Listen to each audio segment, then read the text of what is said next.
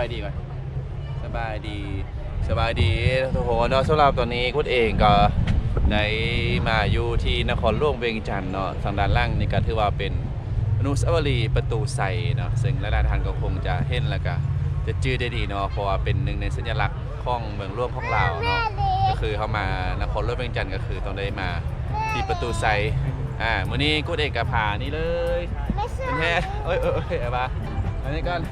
พูดเป็นซ่อนอยู่พุ่นซ่อนอยู่พุ่นพอก่อนนะพอก่อนไว้บทถ่ายคลิปละวันนี้กูเองก็พาครอบครัวมาเนาะก็คือพาธันวามาแล้วก็ทางแฟนฮ่องกูดเนาะมาที่ประตูไซก็ความจริงแล้ววันนี้ที่ว่าพูดมาวันนี้ก็ถือว่าเป็นมือที่พอดีเทือกกับมือบุญพระธาตุหลวงเวียงจันทน์เนาะแต่ว่ากูจะบ่ได้ไปที่พระธาตุหลวงเวียงจันทน์เนื่องจากว่าตอนแรกพวกมื้อนี้ก็จะได้กลับไปที่โรงพยาบาลแล้วเนาะแล้วอีกอย่างก็ที่ฮู้มาก็คือคนน่าจะไล่แหละ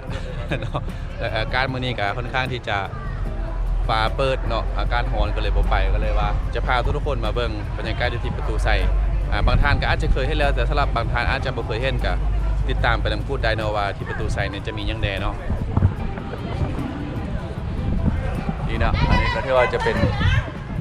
ทางด้านในของประตูไซนั่นเองนะทุกคนคือเขาเข้ามาเนาะนี่นะฮัลโหลท่านบาสบายดีเนาะสำหรับไพ่ที่ว่าอยากรู้อาการของท่านบาตอนนี้เป็นตั้งแต่ก็คือว่าปกติเนาะน้องก็แข็งแรงดีแล้วก็อีกอย่างหนึ่งก็อาจจะยังคงได้ใส่เลือดแต่ละเดือนคือเก่าเนาะ1 2 3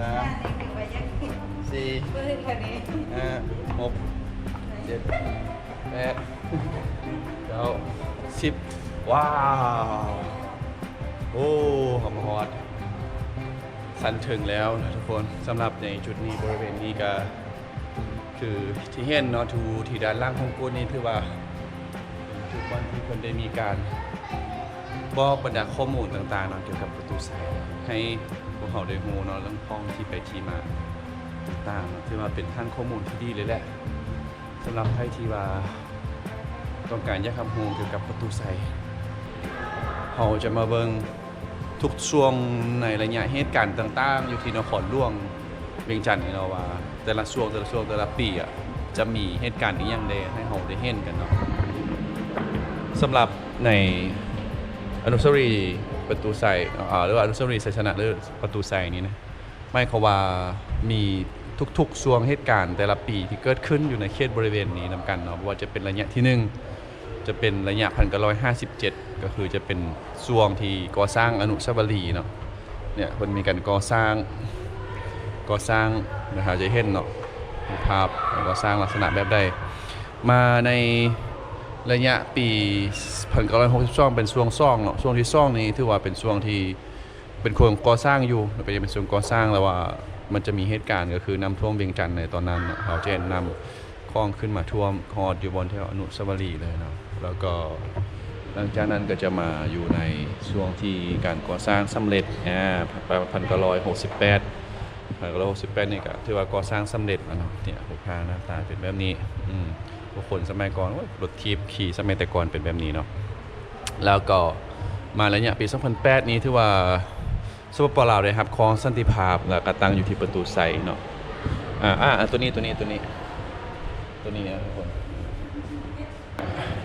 ปี 2020นะครับก็จะเป็นปีที่มีการใส่น้ำพุระบบแสงไฟแสงสีส่วนระยะปี1993ก็จะมีการเปลี่ยนชื่อนะจากอนุสาวรีย์ไซชนะมาเป็นประตูไซปี1993นั่นเองเนาะส่วนระยะปี1966เนาะ1966น้ำท่วมเวียงจันทน์ส่วนในจุดนี้เช่นนี้ถือว่าจะเป็นจุดที่เพิ่นได้มีการส้มเทียบระหว่างความแตกต่างประตูไซของลาวแล้วก็ของแบบสไตล์แบบฝรั่งเนาะสำหรับจุดนี้เนาะส้มเทียบความแตกต่างประตูไซลาวฝรั่งอันนี้ก็จะเป็นสไตล์แบบฝรั่งก็คือฝรั่งเศสเนาะส่วนทางด้านนี้ก็จะเป็นสไตล์แบบลาวก็จะมีการผสมผสานแบบศิลปะวัฒนธรรมศิลปะลวดลายต่างๆเนาะแบบลาวเข้าไปก็ ก็จะได้รูปร่างออกมาเป็นแบบนี้แต่ลักษณะโดยรวมก็สี่เหลี่ยมคือกันเนาะแล้วก็วันที่23สิงหาคม1975วันแห่งชัยชนะของการปฏิวัตินี้ที่ว่าจะเป็นวันการบอกเราเรื่องราวต่างๆเนาะของประตูใส่ที่เราจะได้เห็นเนาะจะมีการผู้คนออกมาประท้วงเนาะโค่นล้มอำนาจปกครองเก่าโค่นล้มอำนาจการปกครองเก่าคนออกมาปฏิวัติเนาะนำใส่ถุงนี่นะทุกคนมาชมเชยรัฐบาลประส้มที่ได้ครับฮู้และสร้างสายพัวพันกับรัฐบาลสามัคคีสาธารณจักรกัมพูชานี่ข้อความนี่นะสมัยนั้นเนาะซึ่งว่าระยะนี้ถือว่าส่วนระยะ23สิงหาคมนี้ชาวนครหลวงเวียงจันทน์ 20,000 กว่าคนได้พร้อมกันโฮมชุมนุมใหญ่เพื่อต้อนรับการสร้างตั้งอำนาจการปกครองปฏิวัติระบบอำนาจการปกครองปฏิวัติทั้งหมดได้รับการสร้างตั้งในทั่วเขตปกครองของสตูลวันที่2ธันวาคม2545ในสถาปนาสาธารณรัฐประชาธิปไตยประชาชนลาวขึ้นอย่างสง่าผ่าเผยอันนี้ถือว่า23สิงหาคมถือว่ากลายไปเป็นวันยึดอำนาจเนาะของคนลาวในสมัย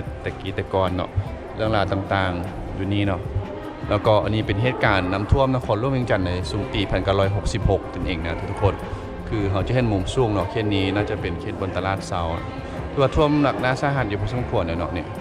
เราจะเห็นเนาะน้ำท่วมขึ้นมาจุดนี้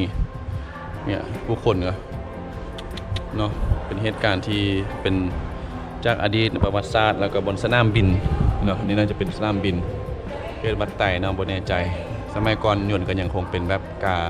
สร้างซ้ำหัวทุ่งแบบราชอาณาจักรลาวแล้วก็เนี่ยจะเห็นน้ำกระแสน้ำท่วมหลายๆอย่างเลยโอเคนะสำหรับตอนนี้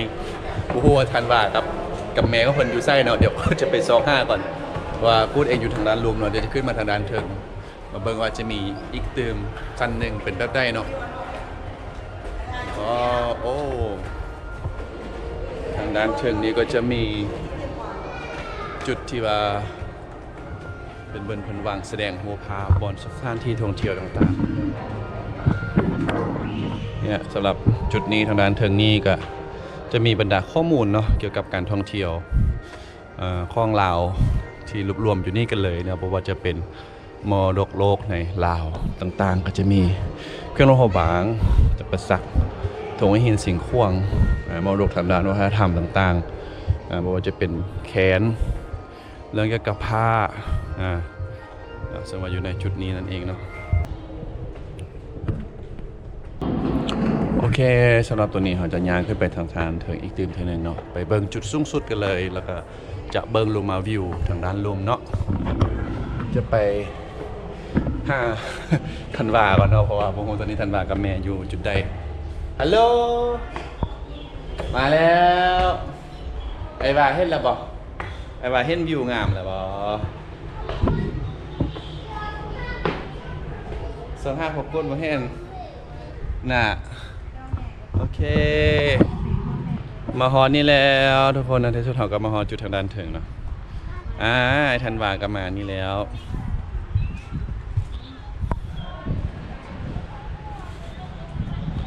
โอ้ลมเย็นลมพัดเย็นดีเนี่ยทุกคนนี่ก็ลมพัดเย็นดีโอ้ยลมพัดเย็นดีลมเนี่ยทางด้านถึงจะสิเป็นประมาณนี้โอ้ยังมีจุดถึงอีกตื่นโอ้นี่นะทุกคนว้าวคือตอนนี้พุทธกาพาคนขึ้นมาเบิ้งเนี่ยมุมสูงของนครหลวงเวียงจันทน์ซึ่งพุทธเองก็การมาเที่ยวนครหลวงเวียงจันทน์ก็บ่ค่อยได้มาตลอดดอกเนาะการต้นได้กันมาเที่ยวนึงแล้วก็ยังคงประทับใจตลอดในการมาเนาะเป็นได้ทันวะเห็นปะงามบ่ลูกงามบ่อยากไปใส่มันน้ำพุหันน้ำพุเพิ่นเปิดฮอดเปิดส่งน้ำพุเพิ่นบ่เล่นเถื่อลูกอีก25 นาทีเพิ่นจะเปิดทันวาอยากจะเบิ่งน้ำพุเนาะแต่ว่าน้ำพุบ่เปิดเดี๋ยวจะขึ้นไปถึงเพิ่นตัวนึงเนาะอันนั้นจุดสูงได้ท่านวายังขึ้นไปจะ มันจะเป็นจุดสูงสุดเนาะ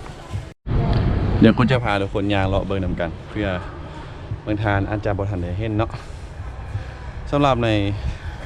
จุดนี้นะทุกคนคือจะเป็นสำนักงานนายกรัฐมนตรีของสปปลาวเนาะซึ่งว่าก็อยู่ไกลๆนี่เลยเนาะอยู่ไกลๆติดกันกับ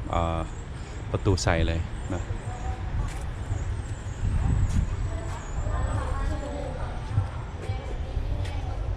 จักไปใส่ไปน้ำพุหั่นว่ามื้อแรงเพิ่นจะเปิดเด้อเพิ่นจะเปิดน้ำพุ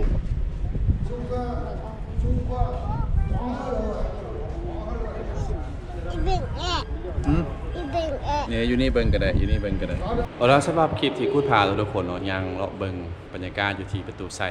หรือว่าอนุสาวรีย์ประตูใส่อยู่ที่นครหลวงเวียงจันทร์ในครั้งนี้ถือว่าก็เฮาที่เห็นเนาะหลากหลายเรื่องราวโทที่ว่าได้เกิดขึ้นอยู่ที่